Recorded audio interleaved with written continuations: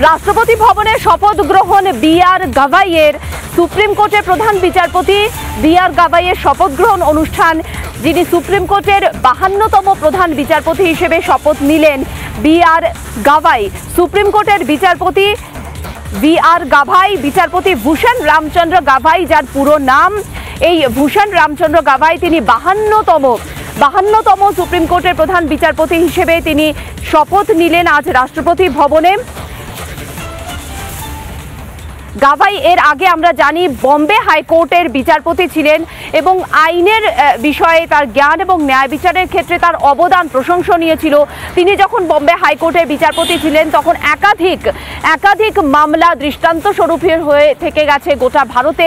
আইনের বই যারা পড়েন তারা এই বি.আর. গাভাইয়ের নানান যে সমস্ত বিচার রয়েছে সেগুলো উদাহরণ হিসেবে তুলে ধরা হয় এবং তার এই ন্যায় বিচারের জ্ঞান এবং আইনি জ্ঞান সর্বদা প্রশংসনীয়।